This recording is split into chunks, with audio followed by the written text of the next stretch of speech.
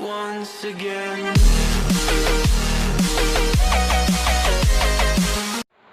Baiklah, nama saya Holong Morensyah Putra Setanggang, NIM 22027, kelas Agribisnis B. Tugas dari Ibu Halmei, Bahasa Indonesia dengan tema paragraf. Jadi saya akan menjelaskan tentang pengertian paragraf dan ciri-cirinya, tujuannya, dan seterusnya. Baik, paragraf. Menurut Al-Qaeda, paragraf adalah inti penuangan pikiran yang didukung oleh semua kalimat dalam paragraf tersebut, mulai dari kalimat pengenal, kalimat utama atau kalimat topik, kalimat penjelas, sampai pada kalimat penutup. Himpunan ini atau himpunan kalimat ini saling bertalian atau hubungan dalam satu rangkaian untuk membentuk suatu gagasan. Yang kedua, manfaat paragraf. Paragraf memiliki beberapa manfaat di dalam suatu tulisan atau karangan. Adapun manfaat paragraf tersebut sebagai berikut. Yang pertama, mengekspresikan gagasan. Yang kedua, menandai peralihan gagasan baru. Yang ketiga adalah memudahkan menulis dan membaca. Keempat, membantu pengembangan topik. Yang kelima, mengendalikan variabel. Seterusnya, teman-teman, paragraf yang baik. Paragraf yang baik adalah yang memperhatikan unsur kepaduan, kesatuan, dan kelengkapan paragraf. Jadi 3K: kepaduan, kesatuan, dan kelengkapan. Jadi 3 dari kesimpulan ini yaitu untuk membuat paragraf menjadi bagus, tepat, dan tujuannya adalah untuk menjelaskan secara lengkap yang terdapat di dalam paragraf tersebut, teman-teman. Jadi kepaduan, kesatuan, dan kelengkapan itu menurut saya. Selanjutnya, ciri-ciri paragraf. Ciri-ciri paragraf yang pertama adalah menggunakan pikiran utama yang dinyatakan dalam kalimat utama atau kalimat topik.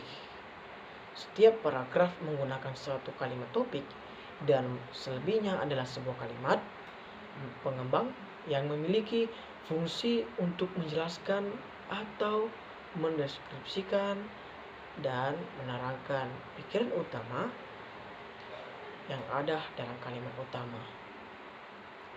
Menggunakan kalimat penjelas yang dituangkan dalam kalimat penjelas, kalimat penjelas tersebut mempunyai isi tentang detail dari kalimat utama. Jadi paragraf hanya berisikan satu kalimat topik yang terdapat beberapa kalimat penjelas. Lanjut, pengembang paragraf. Paragraf dibangun oleh lebih dari satu kalimat. Pengembang atau pengembangan paragraf adalah perincian dan pengurutan pikiran yang terpadu yang diwujudkan melalui penataan kalimat-kalimat. Ya. Dalam ringkasan kalimat ini dapat diabaikan atau kalimat penunjang. Oleh karena itu, ada 3 persoalan yang tercakup di dalamnya, yakni yang pertama, teman-teman ya harus tahu, kemampuan menentukan dan meletakkan kalimat topik secara tepat. Yang kedua, kemampuan memerinci secara maksimal gagasan utama paragraf ke gagasan bawahan. Yang ketiga, kemampuan mengurutkan gagasan bawahan ke dalam suatu urutan yang teratur. Lanjut teman-teman, metode pengembangan paragraf dalam tulisan. Yang pertama adalah sudut pandang. Untuk memperkaya sebuah uraian atau berita, kita dapat menguraikan hasil penyerapan panca indera kita untuk mencapai sudut pandang kita ke depannya, atau baik itu di berita, baik itu sebuah uraian, teman-teman. Yang kedua, sebuah gagasan bisa menjadi jelas jika diperkuat dengan beberapa contoh atau ilustrasi, teman-teman. Yang ketiga, klimaks atau anti klimaks. Lanjut. Yang keempat, definisi luas. Yang kelima, klasifikasi. Yang keenam, perbandingan dan pertentangan. Yang ketujuh, analogi. Yang ke-8, sebab dan akibat. Yang ke-9, proses. Yang ke-10, umum khusus atau khusus ke umum. Ya. Kedua cara pengembangan paragraf ini merupakan cara yang paling umum digunakan.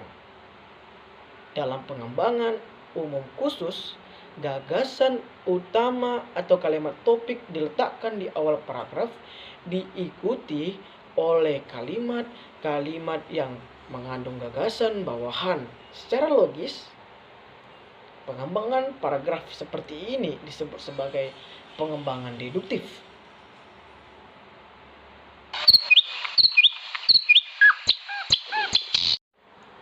Lanjut teman-teman, panjang paragraf. Yang pertama, rangka atau struktur sebuah paragraf terdiri atas sebuah kalimat topik dan beberapa kalimat penjelas. Yang kedua, kalimat topik adalah, ini yang paling harus kita ketahui adalah kalimat topik ini adalah, teman-teman ya, kalimat topik adalah kalimat yang berisi topik yang dibicarakan pengarang. Pengarang meletakkan inti maksud pembicaraan pada kalimat topik karena topik paragraf adalah pikiran utama dalam sebuah paragraf. Yang ketiga, paragraf panjang yang bergantung pada pikiran yang hendak dikembangkan. Lanjut nomor 4. Berapapun jumlah kalimat paragraf, kepaduan dalam paragraf memegang peranan yang baik. Yang pertama, urutan pikiran menyimpang. Yang kedua, pikiran yang tidak lengkap atau pikiran yang ditumpukan. Yang pertama, pikiran yang menyimpang adalah kalimat-kalimat yang tidak ada kaitannya dengan pikiran utama, atau lari lah, harus memang berkaitan dengan pikiran yang utama, teman-teman. Yang kedua, maksudnya yang tidak berkaitan ya. Yang kedua, pikiran yang tidak lengkap. Kalimat-kalimat ini tidak muncul dalam sebuah paragraf karena dia tidak lengkap gitu. Yang ketiga, pikiran yang ditumpukan adalah ditumpukannya gagasan dalam sebuah kalimat yang panjang. Itu teman-teman. Lanjut teman-teman. Hubungan logis antar kalimat. Hubungan logis dalam paragraf yang adalah rangkaian kalimat-kalimat yang ditata dengan baik dan masuk akal sehingga mudah dipahami oleh pembaca. Dalam hubungan logis antar kalimat, pada masanya atau pada dasarnya, kata sambung digunakan harus menunjukkan pengacuan ke kalimat terdahulu. Jenis paragraf depan. Yang pertama, deskripsi. Yang kedua adalah eksposisi. Ketiga, persuasi. Keempat, argumentasi. Kelima, narasi. Paragraf deskripsi ialah paragraf yang menjelaskan kepada pembaca mengenai suatu hal seperti objek, gagasan, tempat atau peristiwa melalui perincian dan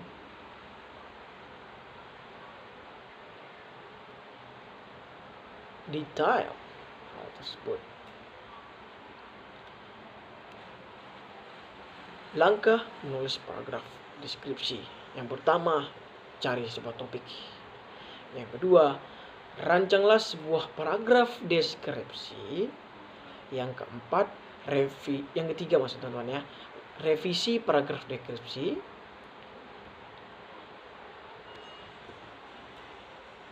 Jadi semuanya harus menjadi satu teman-teman. Dari cari sebuah topik, ya, dari rancanglah sebuah paragraf deskripsi, revisi. Jadi harus menyambung supaya menjadi paragraf yang baik dan tepat, bagus, karena butuh sebuah paragraf yang betul-betul untuk dideskripsikan gitu, yang betul-betul yang bagus, yang betul-betul tidak perlu direvisi, tapi bagus sekali bentuk paragrafnya. Yang kedua adalah eksposisi. Ciri-ciri eksposisi yaitu memaparkan definisi. Yang kedua, memaparkan langkah-langkah, metode, atau cara melaksanakan suatu kegiatan atau bersifat tidak mempengaruhi dari awal sampai akhir berupa pemaparan disertai bukti, data, contoh, gambar, atau informasi sejelas-jelasnya atau yang lainnya, banyak sekali teman-teman ya. Langkah menyusun paragraf eksposisi. Antara lain sebagai berikut: menentukan topik atau tema. Jadi dari yang kita tahu ya, dalam untuk menyusun langkah-langkah paragraf itu, yang pertama adalah topik atau tema yang harus kita pikirkan terlebih dahulu teman-teman. Terus menetapkan tujuan, mengumpulkan data, menyusun kerangka karangan sesuai dengan topik yang kita pikirkan, atau mengembangkan kerangka menjadi karangan eksposisi. Jadi sangat banyak sekali teman-teman ya yang harus kita persiapkan gitu teman-teman. Oke teman-teman, lanjut ke persuasif. Paragraf persuasi merupakan paragraf yang mengandung ajakan atau bujukan kepada pembaca supaya melakukan atau mengikuti apa yang dituliskan paragraf tersebut. Ciri-ciri paragraf persuasi sering memakai alasan-alasan yang kuat, diikuti dengan data dan fakta yang menjadi pendukung untuk mengajak. Yang kedua, berupaya untuk meyakinkan pembaca agar melakukan atau percaya yang ditulis oleh penulis. Banyak memakai kata-kata ajakan seperti ayo, mari, lakukanlah, dan sebagainya.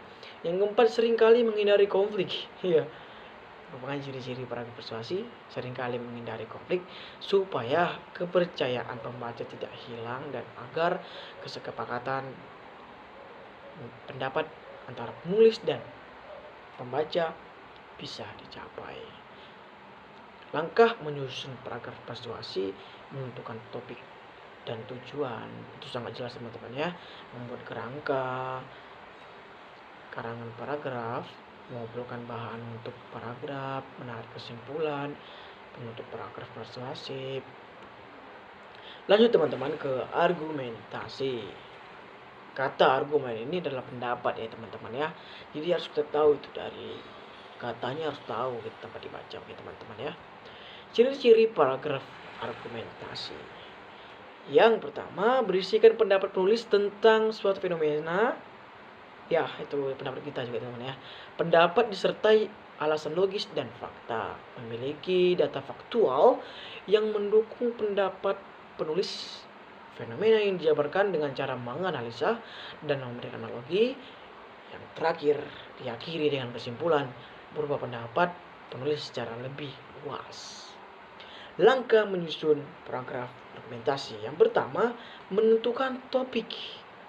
Ya, dari yang pertama kita dengar itu pasti menentukan topik dan tujuannya. Yang kedua, merumuskan tema. Yang ketiga, menyusun kerangka paragraf. Yang keempat, mengumpulkan data atau fakta. Yang keenam, mengembangkan kerangka. Yang selanjutnya lanjut. Narasi. Paragraf narasi adalah paragraf yang menceritakan suatu peristiwa atau kejadian. Ciri-ciri paragraf narasi berupa cerita tentang peristiwa atau pengalaman penulis. Paragraf narasi menonjolkan unsur perbuatan atau tindakan.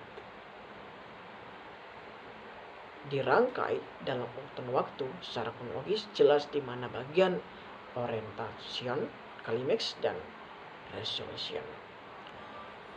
Memiliki unsur-unsur utama seperti tokoh, latar, konflik, dan sudut pandang pengarang. Itu termasuk ciri-ciri paragraf narasi. Biasanya terdapat cukup banyak kalimat langsung di dalam paragraf. Itu juga ciri-cirinya. Memiliki nilai estetika. Itu merupakan ciri-ciri paragraf narasi, teman-teman.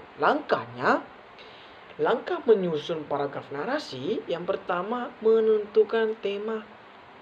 Mencari sumber. Bisa di buku, bisa di artikel, bisa di televisi, bisa di internet, bisa di yang lain. Baik teman-teman ya. Membuat dan mengembangkan kerangka tulisan. Yang terakhir, menggunakan alur yang tepat dalam mengembangkan tulisan, teman-teman. Oke.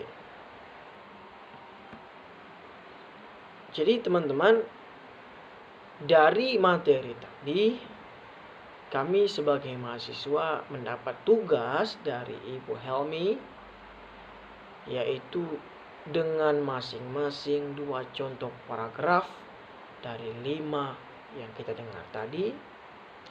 Dan saya akan membacakannya, teman-teman. 2 contoh paragraf deskripsi. Baik itu di dunia pertanian atau sosial ekonomi, agricultural. Oke. Nomor 1 yang merupakan paragraf deskripsi yang pertama adalah dia menurut data gitu teman-teman yang saya bacakan ya.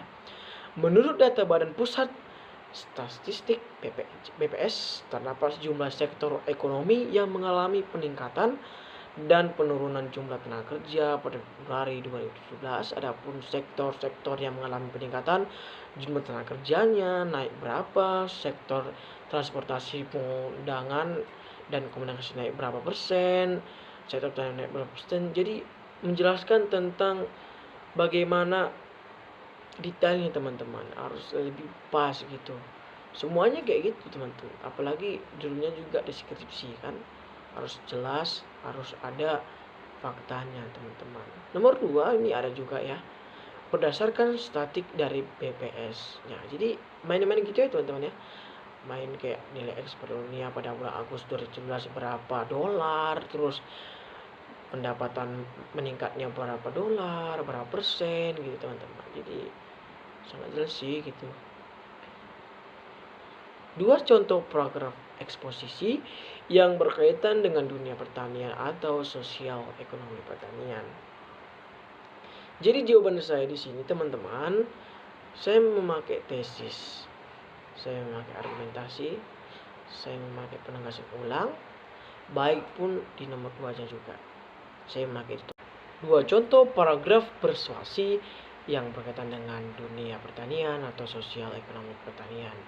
Yang satunya, sebuah negara bisa maju jika 11% penduduknya bergerak dalam bidang usaha atau menjadi pengusaha. Karena itulah saat ini pemerintah Indonesia tengah mencar, melakukan sosialisasi wirausaha kepada seluruh lapisan masyarakatnya.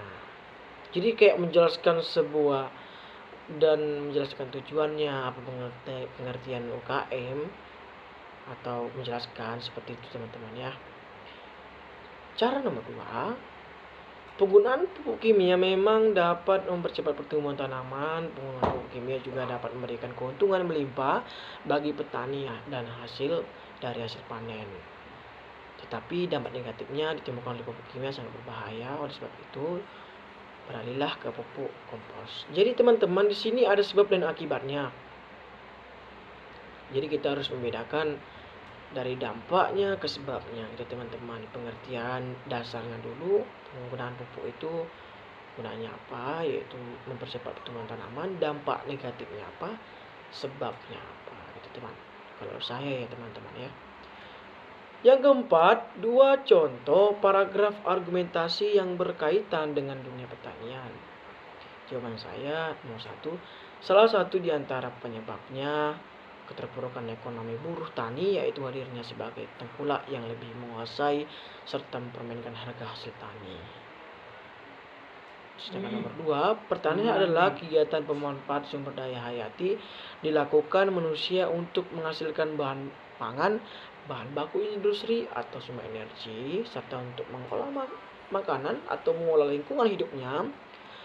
Untuk kegiatan ini manfaat sebagai budaya tanaman yang termasuk dalam pertanian bisa dipahami orang sebagai ya. Nomor 5, 2 contoh paragraf narasi yang berkaitan dengan dunia pertanian. Yang pertama, bagian terbesar penduduk dunia bermata pencarian dalam bidang-bidang ini di lingkup pertanian, namun pertanian hanya menyumbangkan 4% dari PDB dunia secara Indonesia.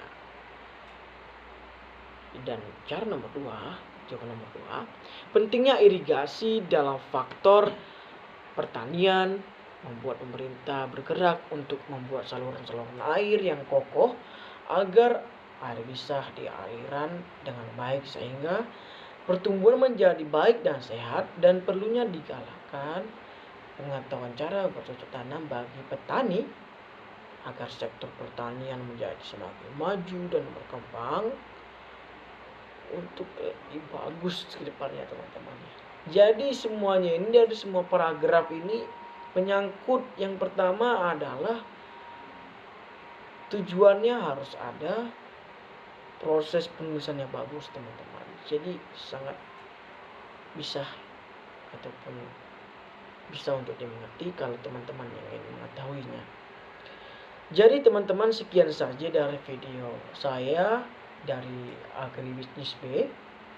Semoga bisa dimaklumi teman-teman ya, karena juga kondisinya sangat baik ya, gitulah.